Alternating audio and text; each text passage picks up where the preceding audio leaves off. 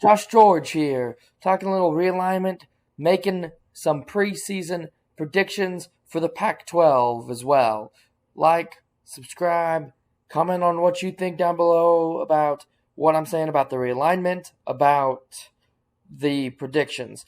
We're going bottom to top here, starting with Arizona.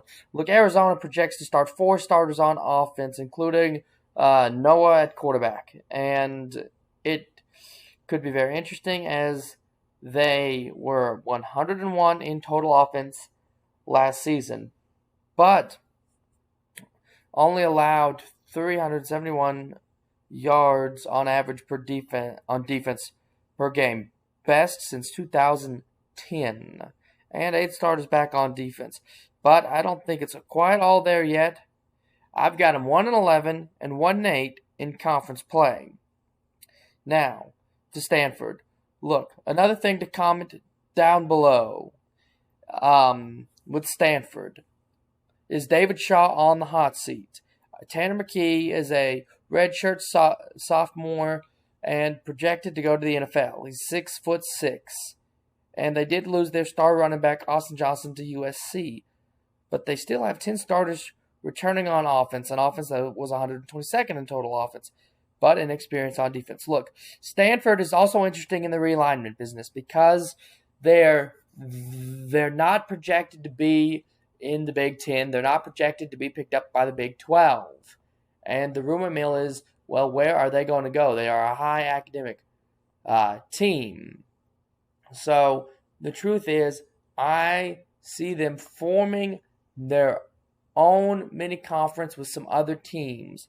And really, after this season, where I have them 2-10 and 1-8 in conference, I think it's just going to be really, really confusing, and I think David Shaw will get fired at the end of the season. Now, Colorado. Colorado will likely rejoin the Big 12. They've been offered. It makes sense. They used to be there. If they were to leave, I mean, it makes sense for them to go to that destination.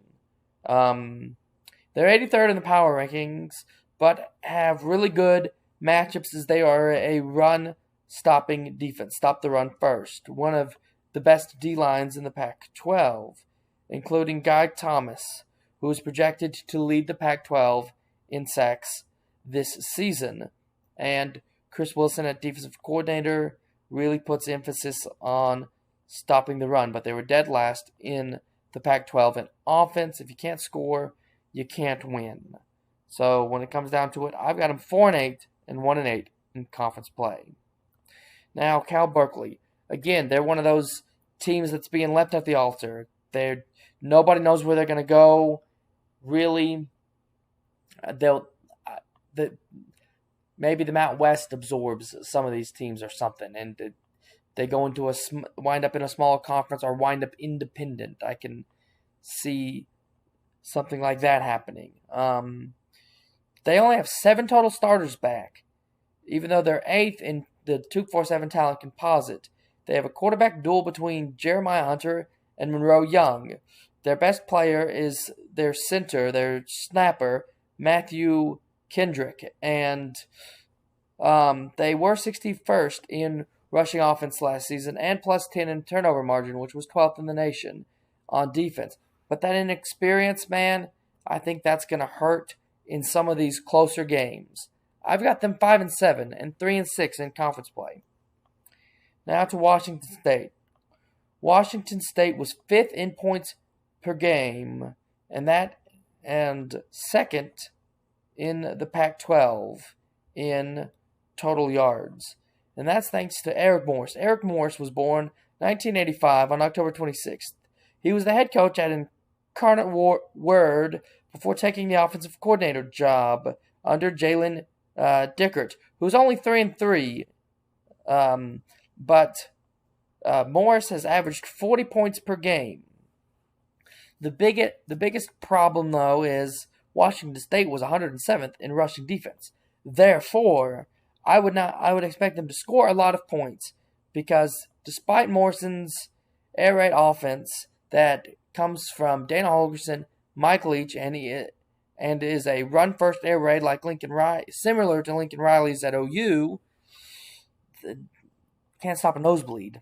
They'll be 6-6, 3-6 in conference play, and if they can't get a deal with Washington to go where Washington goes, the Foreman is just, maybe it's underrated, but one of those teams that's left at the altar, joining a smaller conference like the American Conference, something like that, or maybe going independent or something like that. So it's realignment's really, really going to be hard on them.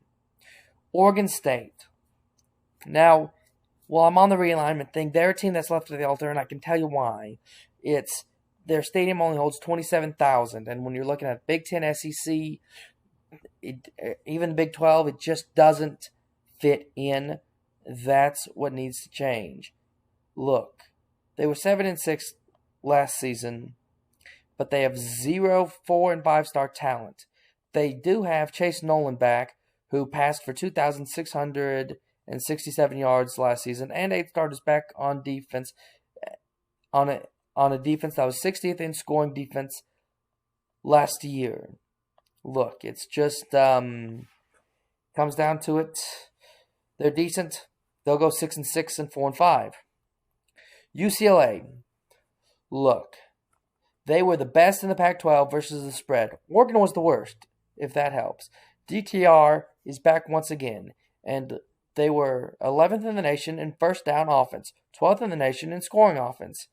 Darian Thomas-Robinson, at quarterback, has passed for over 7,000 yards and had 21 touchdowns in 2019 and 21 touchdowns last season. So you can expect him to pass for 21 touchdowns again this season. But their defense was 59th in overall defense last season and only returns 2 starters on defense. And each game they lost, they let in at least 34 points. So they're going to score plenty. The problem is when the games get close and get high scoring, can the defense get it shut down, get those last minute stops that they need? I've got them at 8-4 and 5-4 in conference play. And we all know UCLA hitting the Big Ten. Now, Arizona State. Herm the Worm Edwards, 8-5 last season. He's got 2 quarterbacks that he feels confident in Emory Jones and Trenton Bogut. And he feels confident in the 88 tackles that Kyle Sonell got last season. Not a lot of experience returning this season, and it's really a bet on Herm Edwards. Now, since Herm joined college football, he's won at least 7 games in each season, and each game last year was within 2 scores. So every game that they play will probably be a close game, except for maybe that Northern Arizona game. But win or lose, it's really going to come down to Herm and his play calling and his decisions, whether we go for it or not. I've got them 7-5 and 5-4 in conference play. And Arizona State, some people think that the Big 12 is really looking at them, or thinks the thing is, the top four that the Big 12, they're not in the top 4 that the Big 12 is targeting, because they could go there if the Big 12 were to try to get to 20 and lose out on teams like San Diego State and Boise State.